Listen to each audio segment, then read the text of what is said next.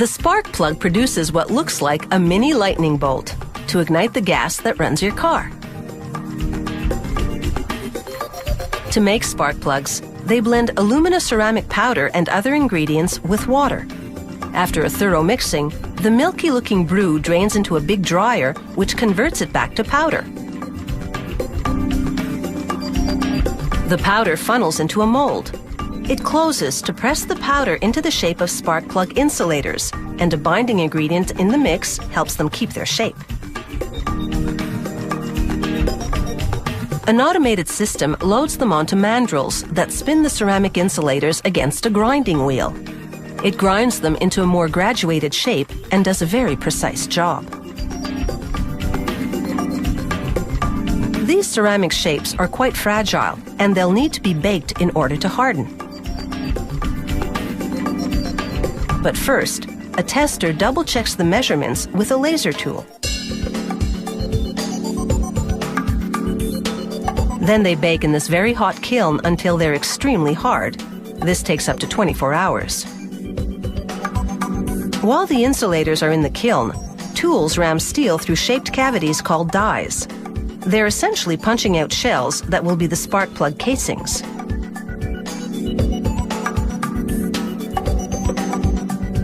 Other tools bore into the upper part of the shells to give them a hexagonal profile. This will later enable mechanics to wrench them into a vehicle's engine block. More tooling contours the spark plug shells, and the result is quite a transformation. A conveyor now shuttles the spark plug shells forward as nickel alloy wire unwinds overhead. An automated welder fuses the wire to the shells.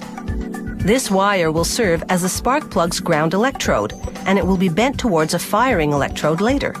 The space between them will contain the spark.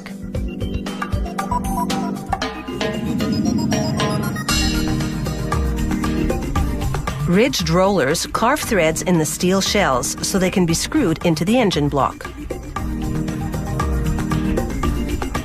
The shell then gets a protective, silvery finish. The ceramic insulators are now out of the kiln, and it's time to roll on the insignia. The insulators then brush by a rubber wheel that coats them with a glaze as a protective finish. They install center electrodes in the insulators, and powder funnels into them to fill the space around the electrodes. The powder is a mix of glass and metal. Automated prongs compress it in the insulators.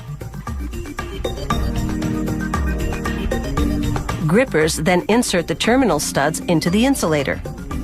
The stud will act as the electrical connection to the center electrode. The insulators now go into an oven. The black powder melts around the studs and center electrodes to seal them inside the insulator cavity.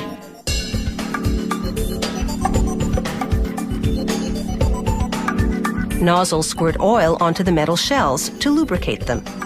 The insulators funnel into the grip of robots, which install them into the shells. They slide in easily because of the lubrication job. Tools called shrinking punches apply an electrical current to each shell to fit it tightly to the insulator. A robot positions the assembly right side up with the side electrode protruding, then bends that side electrode towards the center one.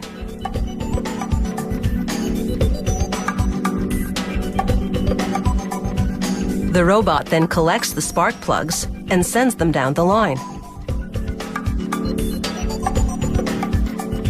It's time for an inspection. She looks for imperfections in the glaze, the inscription, and the nickel plating. She measures the space between the two electrodes before sending them over to the packaging department.